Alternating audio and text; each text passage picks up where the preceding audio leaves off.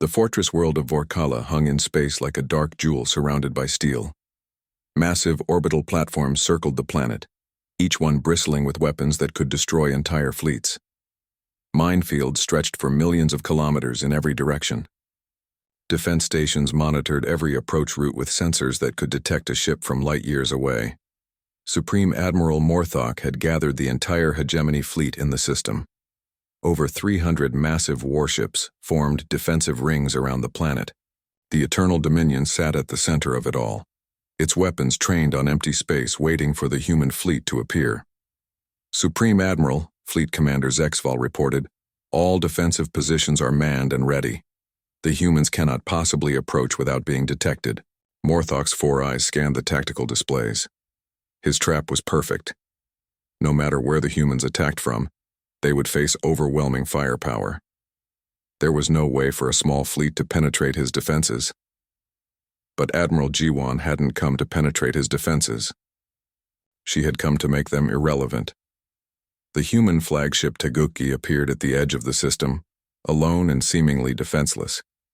It broadcast a simple message on all frequencies. This is Admiral Jiwan of the Earth Defense Force. I request permission to approach for negotiations. Supreme Admiral Morthok stared at the display in disbelief. A single human ship facing the entire might of the hegemony fleet. It was either incredible courage or incredible stupidity. Admiral, Zexval said uncertainly, it could be a trap. 1 ship against 300? Morthok laughed harshly. Let them come. I want to see what these humans look like when they beg for mercy. The Teguki moved slowly toward the center of the system, its weapons powered down and shields at minimum strength. It looked helpless, a tiny speck of metal surrounded by the vast hegemony fleet. Admiral Jiwan stood on her bridge, calm and confident. Her officers watched the alien ships closing in around them. Any one of those vessels could destroy their ship with a single shot. Admiral, her communications officer said nervously, we're receiving targeting locks from 47 enemy vessels. They could vaporize us at any moment. They won't, Jiwan replied. They want to hear what we have to say first. And what we have to say will change everything. The Teguki reached the center of the hegemony formation and came to a stop. Around it, hundreds of massive alien warships formed a perfect sphere of destruction. There was no escape, no way out. Supreme Admiral Morthok opened a communication channel. His image appeared on the main screen of the human ship, 4 eyes burning with satisfaction. So, Human Admiral, you have come to surrender at last. Your little fleet fought well, but you cannot hope to match the power of the hegemony. Admiral Jiwan smiled calmly. We didn't come here to surrender, Supreme Admiral. We came here to show you something. She gestured to her tactical officer. The main display switched to a galaxy-wide view, showing star systems throughout hegemony space. Red dots began appearing. On the map, thousands of them, each one representing a human warship in position and ready to strike. Every red dot you see is one of our ships, Jiwan explained. Captain Taehyung at Alpha Centauri, Commander Yuna in the Vega system, Captain Seungjun at your main shipyards, Captain Hyejin at your central command station. We have ships positioned at every critical facility in your empire. Morthok's confidence began to waver as more dots appeared on the display. There were thousands of them, far more than intelligence had suggested the humans possessed. Impossible, he breathed. Our sensors would have detected such a large fleet. Would they? Jiwan asked. Show him, Captain Minji. Throughout the Vorkala system, nuclear mines that had been invisible to hegemony sensors suddenly activated. They appeared on every tactical display as bright warning signals. Hundreds of them placed throughout the defensive formations over the past weeks. The mines weren't large enough to destroy the massive hegemony ships, but they were positioned perfectly to cripple engines, destroy weapons systems, and disable communications arrays. Every ship in the system was now surrounded by hidden explosives. Supreme Admiral Morthok realized the truth with growing horror. The humans hadn't walked into his trap. They had turned his entire fortress system into their trap. This is what human warfare looks like. Admiral Jiwan continued calmly. We don't fight your battles. We fight our own battles on our own terms using our own methods. She gestured again, and the tactical display changed to show the quantum communication network that connected every human ship in real time. Thousands of vessels spread across the galaxy, all coordinated by instantaneous communication that made them function like a single massive organism. Every ship you see can strike simultaneously. Every facility in your empire is currently targeted. Your supply lines, your shipyards, your command centers, your home worlds. All of them are vulnerable, and all of them are marked for destruction. Fleet Commander Zexaval studied the displays with growing panic. Supreme Admiral, if these readings are accurate, they could cripple our entire military infrastructure in a single coordinated strike. Morthok's 4 hands clenched into fists. You're bluffing. No species has the resources to build such a fleet. We didn't build a fleet, G1 replied. We built a network. Every merchant ship, every scout vessel, every transport in human space can be converted to military use within hours. Our entire civilization is designed around the principle that any ship can become a warship when necessary. She was telling the truth. Human vessels were modular by design, capable of rapid reconfiguration for different roles. A cargo ship could mount weapon systems. A passenger liner could carry troops and fighters. A research vessel could deploy sensor networks and communication relays. The hegemony had always thought in terms of specialized military vessels. Battleships fought battles. Support ships provided support. The roles were fixed and unchangeable, but human ships could adapt to any role as needed. What do you want? Morthok asked finally. Peace, Juwan replied simply. Withdraw your forces from human space. End your expansion into our territory. Respect our sovereignty, and we'll respect yours. And if we refuse? Admiral Jiwan's expression didn't change. Then every critical facility in your empire will be destroyed within the next 10 minutes. Your fleet will be stranded here without supplies or support. Your government will fall within a month. Supreme Admiral Morthok looked around at his magnificent fleet, surrounded by invisible explosives and facing an enemy that could strike anywhere at any time. For the first time in 3,000 years, the hegemony was helpless. You fight without honor, he said bitterly. We fight to win, Jiwan replied. Honor is a luxury for those who can afford to lose. The negotiation that followed lasted 3 hours. Captain Hoseok arrived with the diplomatic vessel Han River to work out the details of the agreement. The hegemony would withdraw from disputed territories. Trade agreements would be established. Both sides would respect each other's borders. Most importantly, the galaxy would learn that true power didn't come from the size of your ships or the strength of your weapons. It came from the ability to be everywhere at once, to strike where your enemy least expected, and to make resistance seem pointless rather than impossible. As the human fleet dispersed back to their hidden positions throughout space, the hegemony began to understand that they had never really controlled the galaxy at all. They had simply been allowed to think they did. The age of massive battle fleets was over. The age of intelligent warfare had begun, and in that new age, humanity would be the teachers, not the students. Supreme Admiral Morthok arrived at Kepler 442 with the combined 3rd and 5th battle fleets. His flagship, the Eternal Dominion, was 25 kilometers of pure destruction. It was the largest warship ever built, carrying enough firepower to sterilize entire star systems. Behind it came 96 other massive vessels, the pride of the hegemony's military might. But when the reinforcements arrived, they found only wreckage floating in space. The 7th battle fleet was gone. Admiral Crixtal's flagship drifted powerless, its hull torn open in dozens of places. Only 12 hegemony ships were still operational, and most of those were badly damaged. Where are the humans? Morthok demanded from his command throne. The Supreme Admiral was ancient, even by Vortex standards. His scaled hide was marked with scars from 100 battles. His 4 eyes burned with cold fury. Unknown, Supreme Admiral, reported Fleet Commander Zexval. Our sensors show no human ships in the system. They appear to have withdrawn completely. Morthok studied the tactical displays. The human colony on New Incheon was still there, its cities glowing peacefully in the darkness. The orbital stations continued their normal operations, but the human fleet had vanished without a trace. They ran, Admiral Crickstall said weakly from a medical stretcher. His flagship had been evacuated to the Eternal Dominion after life support failed. The humans fought until we called for reinforcements, then they disappeared. Cowards, Morthok spat. Hiding like vermin when faced with real military power. But Supreme Admiral Morthok was wrong. The humans hadn't run away in fear. They had executed a strategic withdrawal planned weeks in advance. Admiral Jiwan had studied hegemony tactics and knew exactly how they would respond to defeat. They would mass their fleets and try to overwhelm the enemy with superior numbers.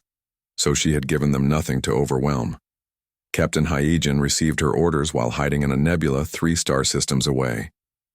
Her fast attack cruiser Incheon's Pride was one of 30 human ships scattered throughout hegemony space. Each captain had a list of targets and complete freedom to choose how to attack them. All stations prepare for silent running, Hyegen ordered. We're going hunting. The Incheon's Pride emerged from the nebula and set course for the hegemony supply depot at Kelvar Station. The facility was lightly defended, protected only by automated defense platforms and a small patrol squadron. It was also critical to hegemony operations in this sector.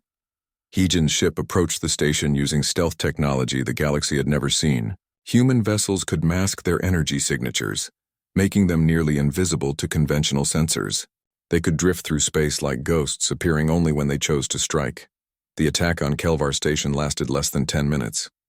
Captain Hygen's ship destroyed the supply depots, crippled the defense platforms, and vanished back into deep space before reinforcements could arrive. Behind her, she left 3 months' worth of supplies burning in the vacuum. Similar attacks were happening throughout hegemony territory. Captain Seungjin struck at the orbital shipyards above Mortaka Prime, destroying 2 battleships still under construction. Commander Jihoon infiltrated a communication relay station and turned its own defense systems against the garrison fleet. The human ships moved like a pack of wolves, striking where the enemy was weakest and disappearing before retaliation was possible. They attacked supply lines, communication networks, and isolated outposts. Never the main fleets, always the vulnerable support systems that kept those fleets operational. Supreme Admiral Morthok realized what was happening when the reports started flooding in. Dozens of facilities attacked, hundreds of ships damaged or destroyed, supply lines cut, communication networks disrupted. The humans weren't fighting a traditional war. They were fighting an invisible one. Find them, he roared from the bridge of the Eternal Dominion. Deploy every sensor drone we have.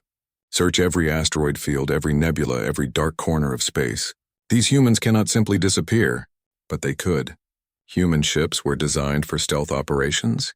Their hulls absorbed sensor beams instead of reflecting them. Their engines could run on minimal power, producing almost no detectable emissions. When they needed to hide, they became invisible. Captain Minji commanded the stealth frigate Shadow of Andromeda, the most advanced reconnaissance vessel in the human fleet. Her ship was only 200 meters long, but it carried technology that could penetrate any defense system. She had been watching the hegemony fortress world of Vorkala for 3 weeks, studying their defenses and mapping their patrol routes. The planet was surrounded by orbital defense platforms, minefields, and constant security sweeps. It should have been impossible to approach undetected. But human engineers had learned to think differently about space warfare. Instead of building bigger shields, they built better ways to avoid being seen. Instead of stronger armor, they created ships that enemies couldn't target in the first place. The Shadow of Andromeda drifted through the outer minefield like a piece of debris. Its hull was coated with materials that mimicked the background radiation of space. To hegemony sensors, it looked like nothing more than cosmic dust. Captain Minji planted nuclear mines throughout the system, each one programmed to activate on a specific signal. The mines were tiny, no larger than a person's fist. But they were powerful enough to cripple any ship that came too close. Mining operation complete, she reported to Admiral Jiwan through quantum communication. The fortress is now a trap waiting to be sprung. Back at Kepler 442, Supreme Admiral Morthok was growing desperate. His forces controlled the system, but they couldn't find their enemies. The humans had turned the entire galaxy into their hunting ground. Supreme Admiral, Fleet Commander Zexaval said nervously, "Perhaps we should consider negotiations. The humans seem willing to discuss terms if we withdraw from their territory." Morthok's mandibles clicked with rage. "Negotiations? With primitives who refused to fight honorably, never. He was making the same mistake that had doomed the 7th Battle Fleet. He thought in terms of honor and tradition, of massive fleets meeting in glorious battle. But the humans cared nothing for honor. They cared about winning. Recall all our scattered forces, Morthok ordered. Concentrate the entire hegemony fleet at Vorkala. If these humans want to fight, we'll give them one they can't run from. It was exactly what Admiral Jiwan had hoped he would do. Gathering the hegemony's forces in one place would make them vulnerable in ways they couldn't imagine. Human tactics worked best against concentrated enemies who couldn't adapt quickly to new threats. Captain Taehyung received the recall order at his position near the Alpha Centauri system. His battle group had been conducting hit-and-run attacks on hegemony shipping routes. The enemy was finally doing what humans wanted them to do. All ships set course for Vorkala, he ordered. Maximum stealth protocols. It's time to end this war. Throughout the galaxy, human ships began moving toward the hegemony fortress world. They traveled alone or in small groups, using different routes and arrival times to avoid detection. Each captain knew their role in the final battle plan. Supreme Admiral Morthok thought he was setting a trap. He believed that by concentrating his forces, he could force the humans to fight on his terms. But Admiral Jiwan had been planning this moment since the war began. The hegemony was about to learn that sometimes the trap works both ways. Admiral Jiwan arrived in the Kepler 442 system with the main human battle group, just as Admiral Krixtal was calling for reinforcements. Her flagship, the Taguchi, was only 800 meters long. The largest ship in her fleet was barely a kilometer. To hegemony sensors, the human reinforcements looked like a collection of toys, but Admiral Krixtal had learned not to judge human ships by their size. His mighty 7th Battle Fleet was now down to 31 operational vessels. 17 ships had been damaged or destroyed by the tiny human craft that struck like lightning and vanished like ghosts. "Admiral," Commander Thelvar said nervously, "the human reinforcements have arrived. Sensors count 43 vessels." Krixtal studied the tactical display. The human ships moved in tight formations like schools of fish swimming through space. They didn't spread out like hegemony fleets. Instead, they stayed close together, covering each other's movements. "Their formation makes no sense," Krixtal muttered. "Bunched together like that, a single quantum torpedo could destroy multiple ships." He was thinking like a hegemony admiral. Big ships, big weapons, big explosions. But humans had designed their ships around a completely different idea. Speed and coordination mattered more than individual survival. Captain Sunwoo commanded the carrier Gyeonggi from the center of the human formation. His ship looked strange compared to traditional designs. Instead of massive guns, it carried launch bays filled with hundreds of small craft. "All squadrons prepare for launch," Sunwoo ordered. "Remember, these aliens have never seen drone warfare before. Make it count." The launch bays opened and thousands of small fighters poured out. Each drone was only 10 meters long, barely large enough to show up on hegemony sensors. But they moved with perfect coordination, guided by quantum computers that could calculate millions of flight paths simultaneously. Admiral Krixtal watched in amazement as the cloud of tiny craft approached his fleet. "What are those things?" "Missiles." "No, sir," Sensor Officer Kyle Van replied.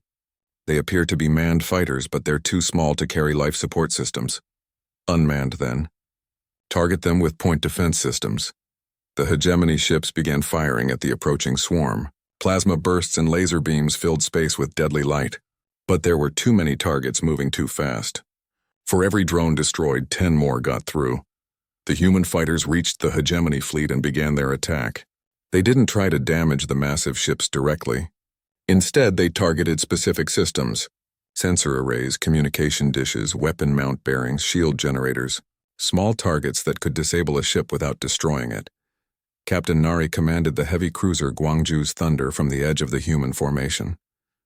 Her ship was armed with railguns that could accelerate projectiles to incredible speeds, but she wasn't aiming at the enemy ships. She was aiming at the asteroids floating throughout the system. "Firing solution calculated," her weapons officer reported. "Target asteroid designated Alpha 7. Mass approximately 50,000 tons. Fire," Nari ordered. The railgun shot struck the asteroid and sent it spinning toward the hegemony fleet at tremendous speed. The rock wasn't guided or powered. It was just a 50,000-ton bullet moving at a significant fraction of light speed. The hegemony cruiser Vengeance of Worlds tried to destroy the incoming asteroid with its plasma cannons. The weapons hit their target and vaporized chunks of rock, but there was too much mass moving too fast. The remaining debris slammed into the ship's hull like a shotgun blast. Hull plates buckled. Armor cracked. Internal structures collapsed under the impact. The Vengeance of Worlds listed to one side as its gravity generators failed. Impossible, Admiral Krikstal breathed. They're using the asteroids as weapons. Captain Do Hyun led a pack of 6 destroyers in a coordinated attack on the hegemony's left flank. His ships moved in perfect formation, their fusion drives leaving brilliant trails across space. They approached the enemy fleet not in a straight line, but in a complex spiral that made them almost impossible to target. The human destroyers reached the hegemony formation and split up, each ship targeting a different enemy vessel. They didn't try to fight the massive alien ships directly. Instead, they flew close to the hulls and released clouds of tiny explosive charges. The charges stuck to the hegemony ship's armor like magnetic barnacles. Then they exploded in sequence, each blast weakening the hull around it. The individual explosions were small, but hundreds of them working together could crack even the strongest armor. Commander Thelvar watched his fleet's tactical display with growing panic. The human ships were everywhere at once, striking from multiple directions with weapons and tactics he had never seen before. "Admiral, we're losing formation integrity. The humans are cutting through our ranks like we're not even here." Admiral Krikstal's 4 hands clenched into fists. How are they coordinating so perfectly? There are dozens of ships acting like a single unit. He was right. The human fleet moved with precision that seemed impossible. Ships changed direction at exactly the same moment. Weapons fired in perfect timing. The entire fleet responded to threats as if controlled by a single mind. What Krikstal didn't understand was quantum communication. Human ships could talk to each other instantly across any distance. Every captain knew exactly what every other captain was doing at all times. They could coordinate attacks, share sensor data, and adapt their tactics in real time. Admiral Jiwon stood on the bridge of the Taiguchi and watched the battle unfold. Her flagship was at the center of the formation, protected by the other ships but also coordinating their movements. "Enemy formation is breaking apart," her tactical officer reported. "They're trying to create distance between their ships. They're learning," Jiwon noted. "But they're still thinking like hegemony admirals. Signal all ships. Execute pattern Omega." The human fleet suddenly split into smaller groups, each one targeting a different part of the enemy formation. What had been a single coordinated attack became dozens of smaller battles happening simultaneously. The hegemony fleet was designed to fight other large fleets in organized battle lines. But the humans weren't giving them an organized battle. This was chaos warfare, with human ships appearing and disappearing from every direction at once. Captain Minho brought the Soul's Fury back into the fight, leading a squadron of fast attack craft through the heart of the enemy formation. His ships used their incredible speed to appear between the massive hegemony vessels, where their own weapons couldn't target them without risking friendly fire. "This is insane," Commander Thelvar said, as he watched human ships weaving between his fleet's giants. "They're using our own size against us." Admiral Krikstal realized the truth with growing horror. Every advantage the hegemony thought they had was being turned into a weakness. Their massive ships were too slow to track fast-moving targets. Their powerful weapons were too big to hit small, agile craft. Their strong armor meant nothing against kinetic weapons moving at relativistic speeds. The humans had studied hegemony tactics and found every flaw. Now they were exploiting those flaws with surgical precision. As the battle raged on, one thing became clear. The age of massive battle fleets was ending. The galaxy was about to learn that in space warfare, brains mattered more than brawn. The Kepler 442 system looked peaceful from a distance. 3 planets orbited a yellow star, with asteroid belts scattered between them. The second planet, New Incheon, glowed with the lights of human civilization. Cities dotted the continents. Orbital stations hung in space like bright jewels. Admiral Krikstal studied the readings from his command chair. The Dominion's edge had arrived with the full 7th Battle Fleet. 48 massive ships now surrounded the human colony. Each hegemony vessel was larger than anything the locals had ever seen. "Curious," Commander Thelvar said as he reviewed the sensor data. "Their orbital stations are more advanced than we expected. These are not primitive chemical rocket builders." Krikstal's 4 eyes focused on the tactical display. The human structures were indeed sophisticated. Solar collection arrays, manufacturing platforms, and what appeared to be defensive installations. But they were still tiny compared to hegemony standards. No matter, Krixtal said. Size is what matters in space warfare. Open communications to the planet. The transmission began broadcasting on all frequencies. Krixtal's image would appear on every screen and communication device in the system. People of this system, I am Admiral Krixtal of the Vorthak Hegemony. You have established colonies in space that belongs to the hegemony. You will surrender immediately and submit to our authority. You have 1 hour to comply. Resistance will be met with total destruction. On New Incheon, Governor So-young watched the transmission from the Planetary Command Center. She was a woman in her 50s with gray hair and tired eyes. She had helped build this colony from nothing over the past 20 years. Governor, her aide said nervously, what are your orders? So-young looked at the tactical display showing the massive alien ships. Each one could probably destroy their entire planet. But giving up without a fight was not the human way. Send the evacuation signal to all outlying settlements, she ordered. Begin moving civilians to the emergency shelters. And contact Commander Young-ho on the orbital platform. High above the planet, Commander Young-ho received the message on the defense station Aegis.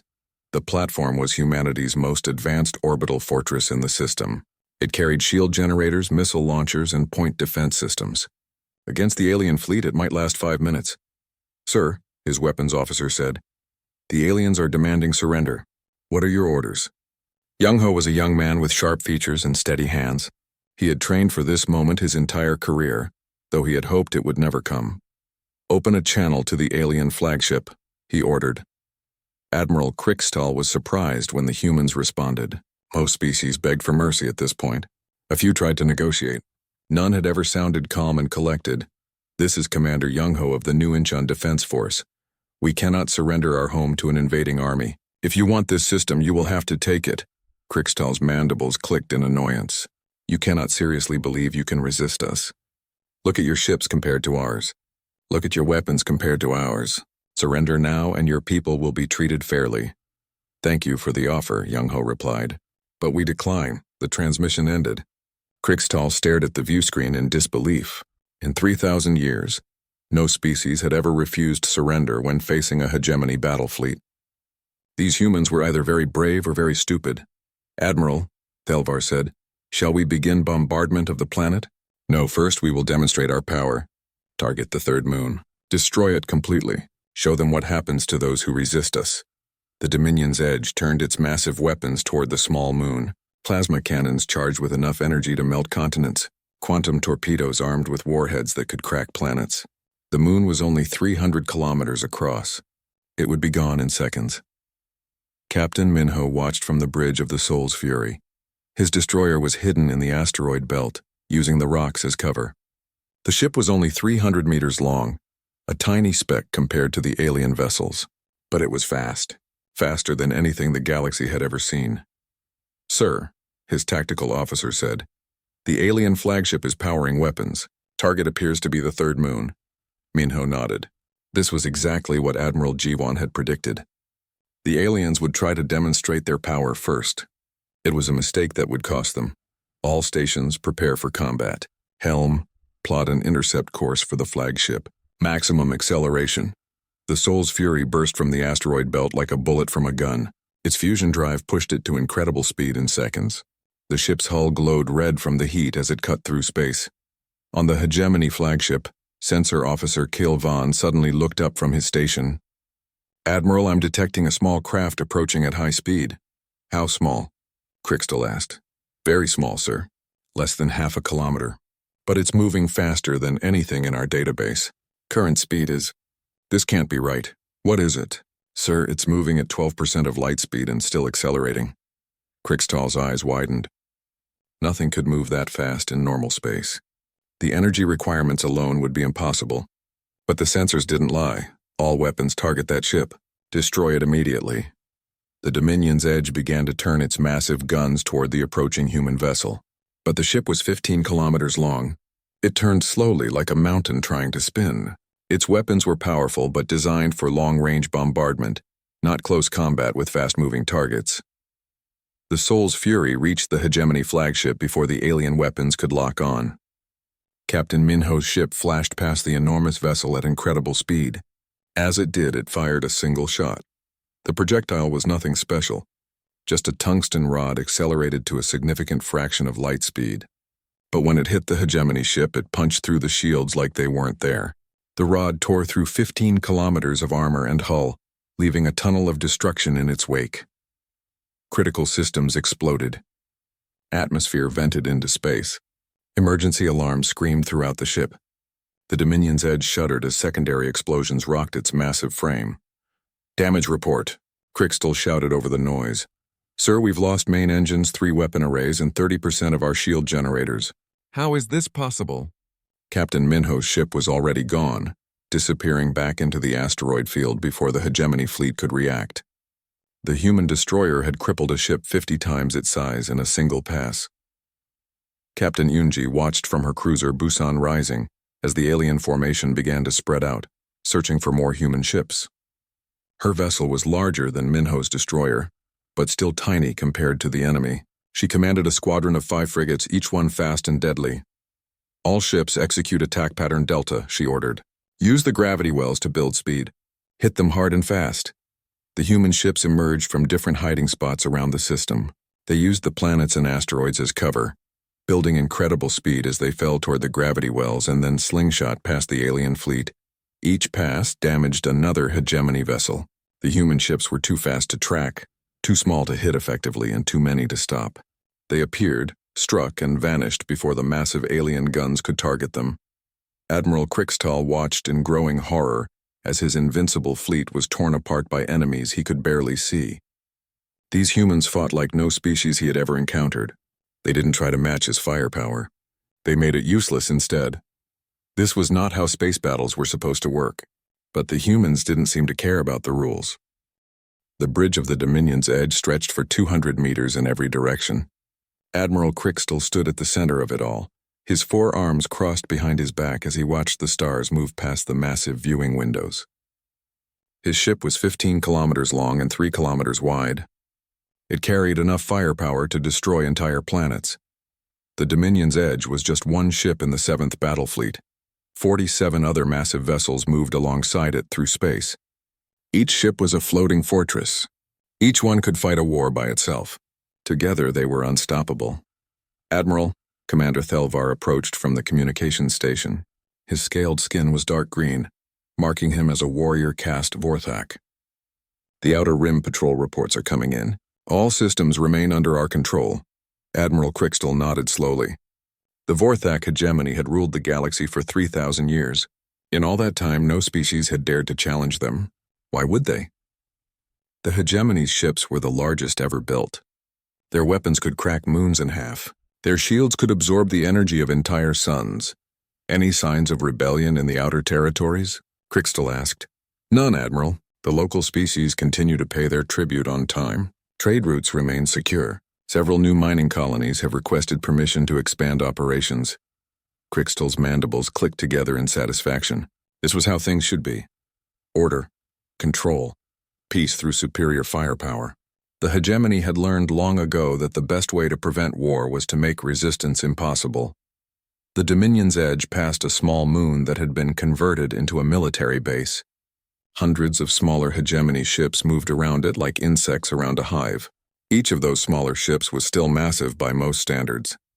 The smallest patrol vessels were still over a kilometer long. "Sir, we're receiving a priority transmission from High Command," Communications Officer Veltar announced. "Put it through." The holographic image of Supreme Admiral Morthok appeared in the center of the bridge. His ceremonial armor gleamed with the marks of 100 victories. "Admiral Crixtal, you are to proceed immediately to the Kepler 442 system." "Yes, Supreme Admiral." "What are our orders?" "Intelligence reports indicate that an unknown species has established colonies in that region. They appear to have ignored our expansion warnings. You will deliver the standard ultimatum and bring them into compliance." Crixtal's 4 eyes brightened. It had been decades since they had encountered a new species. Most civilizations surrendered the moment they saw a hegemony battle fleet. A few tried to resist, but it never lasted long. "What do we know about their military capabilities?" Crixtal asked. "Very little. Our long-range scouts detected several small settlements and some orbital structures. No signs of large-scale shipbuilding or military installations. They appear to be a young civilization, probably still using primitive chemical rockets. Understood. We will handle this matter quickly. The transmission ended. Krickstall turned to his navigation officer. Set course for Kepler 442, maximum speed. Yes, Admiral. Estimated arrival time is 6 days. As the fleet changed course, Krickstall walked to his private viewing chamber. Through the transparent walls, he could see the other ships in his fleet. The heavy cruisers were 8 kilometers long, bristling with plasma cannons and missile launchers. The destroyers were smaller at only 4 kilometers, but they carried the most powerful shields in the galaxy. Behind them came the support vessels. Massive cargo ships that could supply the fleet for years without resupply. Hospital ships that could treat wounded from a dozen different species. Mobile shipyards that could build new vessels while traveling through space. This was the power of the hegemony. Not just the ability to destroy, but the ability to sustain that destruction indefinitely. They were not raiders or pirates. They were builders of empire. Far away on a small blue planet called Earth, Admiral Jiwan sat in a much smaller command center. The walls around her were made of steel and ceramic, not the exotic materials used in hegemony ships. The room was cramped compared to alien standards, holding only 20 officers instead of hundreds. Admiral, we're receiving reports from our outer colonies, Commander Hyunwoo said from the communication station. The Kepler 442 system is requesting immediate assistance. They report massive alien ships approaching their position. Jiwan stood up from her chair. She was a small woman by Earth standards, barely 5 feet tall, but her eyes were sharp and her voice carried authority that filled the room. How massive? She asked. Colony sensors estimate the largest ships at over 10 kilometers in length. The aliens are broadcasting what appears to be a surrender demand in multiple languages. Jiwan walked to the tactical display. A 3-dimensional map of local space appeared, showing the positions of all known ships and colonies. Red markers indicated the approaching alien fleet. Blue markers showed human positions. What's the status of our colonial defense fleet? Jiwan asked. 3 destroyers and 2 cruisers are in the system. Captain Minho commands the destroyer Soul's Fury. Captain Unji has the cruiser Busan Rising. Jiwan studied the display. The human ships were tiny compared to what was approaching. The Soul's Fury was only 300 meters long. Even their largest ships were less than a kilometer in length. Against vessels 10 times their size, conventional tactics would be suicide. But humans had never relied on conventional tactics. Send a message to all ships in the Kepler 442 system, Jiwan ordered. Tell them to implement Protocol 7. Do not engage the enemy directly. Monitor their movements and wait for reinforcements. Yes, Admiral. Should we mobilize the main fleet? Jiwan nodded. Alert all squadron commanders. We deploy in 12 hours, and contact Research Division. Tell them it's time to field test the new weapon systems. As her officers hurried to carry out orders, Jiwan remained at the tactical display. The alien ships were massive, but size could be a weakness as much as a strength. Large ships were slow to turn, slow to react, and presented enormous targets. Human ships were built on different principles entirely. Speed over size, precision over power, flexibility over raw strength. In the coming days, the galaxy would learn that there was more than one way to rule the stars. The Dominion's Edge continued its journey toward Kepler 442, confident in its overwhelming superiority. Admiral Krickstall had no way of knowing that he was about to encounter something the galaxy had never seen before. An enemy that would not try to match his firepower, but would make it irrelevant instead. The age of hegemony dominance was about to end. The age of human warfare was about to begin.